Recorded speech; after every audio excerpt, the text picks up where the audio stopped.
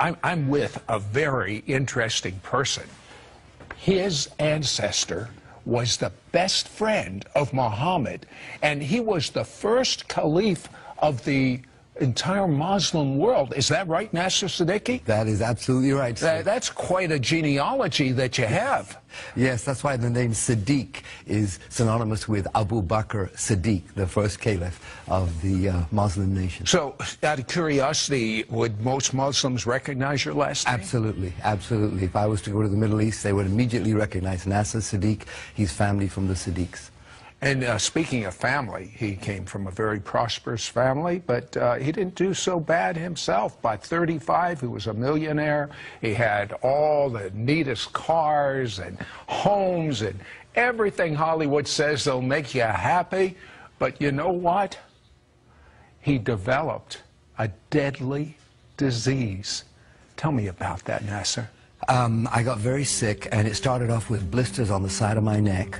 And by the morning, it had grown to blisters half inch in size on the side of my neck. This isn't supposed to happen to you. Everything. No. But of course, you were working about 18 hours a day, and so your immune system was down -0. They rushed me to hospital. I had passed out twice that night. They rushed me to hospital, Toronto General Hospital in Toronto, Canada. In the emergency section, they diagnosed it as the worst case of shingles ever recorded in the history. I was in so But wait a second, I had shingles and I was in pain, but that wasn't, I couldn't die from it.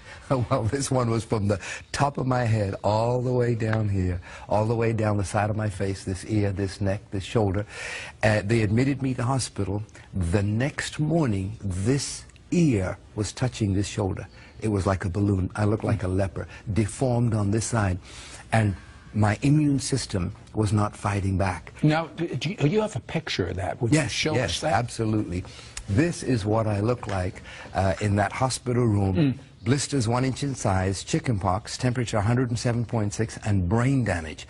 In this condition, with hypothermia, they left me to die. Well, the doctors actually came into the hospital, standing over your bed. They think you're out of it, you're sleeping.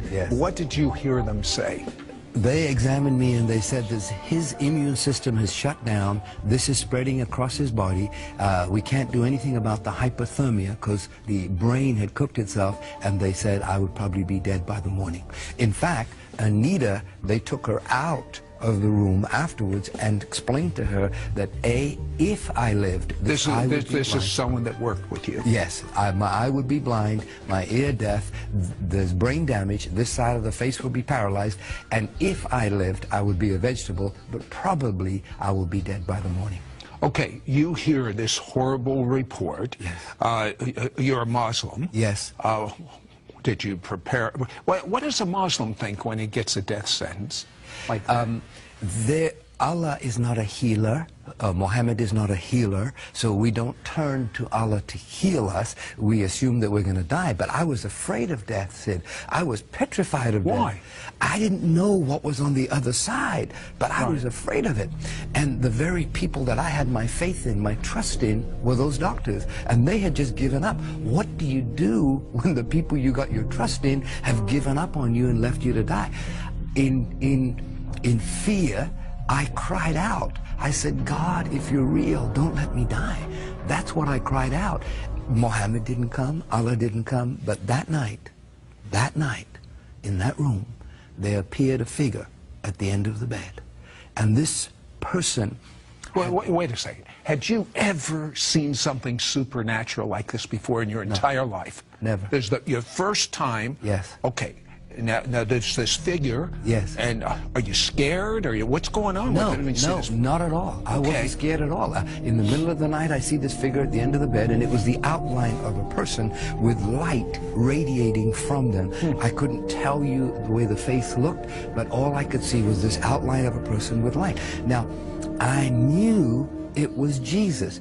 people come to me and they say, but you're a Muslim. Muslims don't know Jesus. Oh, yes, they do. If you read the Quran, Jesus is mentioned many times as a good man, as a healer, as a prophet. Even his birth is mentioned, and that he healed people. But the main thing I understand about Islam, they say God has no son. I mean, exactly look at the mosque when they have it right on top in Jerusalem. That's right. He has no son. Well, this person that appeared said two things. I'm the God of the Christians, and I'm the God of Abraham, Isaac, and Jacob. Wait a second. As a Muslim, isn't it Abraham, Ishmael, and Jacob? That's right. Ishmael was supposed to be the firstborn, right? Not Isaac, but that's not what this person said. Abraham, Isaac. So to me, it meant a whole lot. But even more astounding was that the next morning, the same doctors walked in and they said, we don't understand what's happened. It is a miracle. It has gone into remission.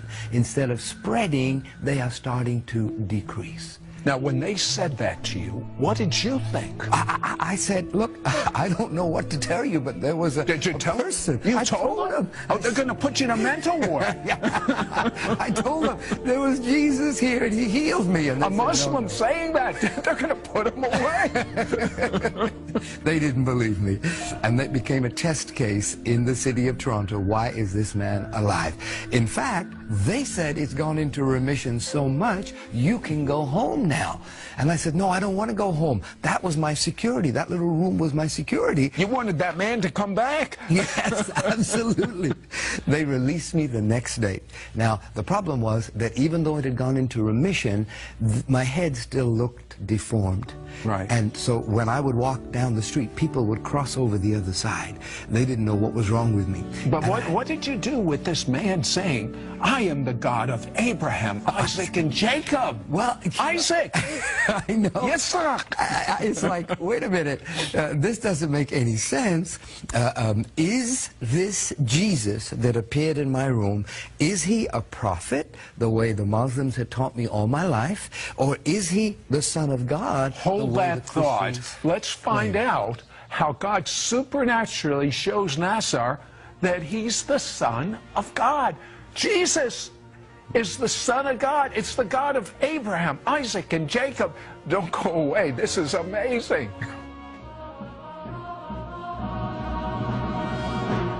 We'll be right back to It's Supernatural. Hello, Sid Roth here with Nasser Siddiqui, and Nasser is a Muslim. He is literally dying, the worst case of shingles the hospital had ever seen, and a man comes in, he just intuitively knows that it's Jesus, and he's emanating such love, such light, that healing begins to start in Nasser's body. The doctors don't understand it. They release him. He wasn't completely healed, but he went from no hope to being able to leave the hospital. But he had a problem because this man that visited him, Jesus, said, I am the God of Abraham, Isaac, and Jacob. And if he knew one thing, he knew God has no son, but that's what he said. Exactly so what did you do about that? I had that burning question. Is Jesus really the Son of God? And I got home that day, the day I was released from the hospital. The next morning, I wake up at 6 o'clock. I don't know why I woke up at 6, turned on the television. There were two men, just like here, talking about that very question. And on the screen, it says, is Jesus the Son of God? My goodness. Coincidence? I don't think so. That was the very question that was in my heart. And they're talking back and forth. And they were talking about how God sent his Son to die on the cross for our sins because of his love for us. Now, as a Muslim, what did this mean to you? It's so strange. Well, as a Muslim, I was taught all my life that to know that you're going to heaven, your good works have to exceed your bad works. And it's only through works. The only exception of that in Islam is called jihad. Jihad is when you die for your cause. You die for your God. And here I'm hearing these two men talk about not dying for your God, but your God dying for you. I'd never experienced that kind of love in my life. And I said, could this be true? Could it be true that God, the Father, sent Jesus, the Son, to pay the price for my sins, for everything that I've done wrong?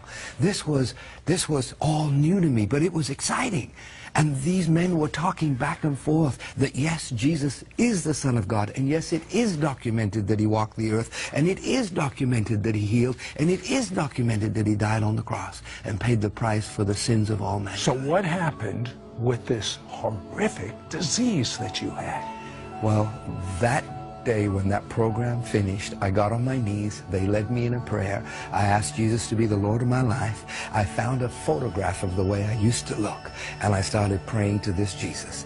Can you make me look like this again? I had looked 75 years old. My whole face is aged. 5 days later, I woke up at 5 o'clock in the morning. The doctor said, don't scratch the blisters, they're contagious. But I saw some on my pillow, so I must have scratched them in the middle of the night. I got out of bed, stood under the shower, said for an hour and a half, every single blister from the top of my head, my face, my ear, my neck, my shoulder, fell. And the skin was red like raw meat. And the doctor said I would have white blotches. But as you can see, there's no blotches.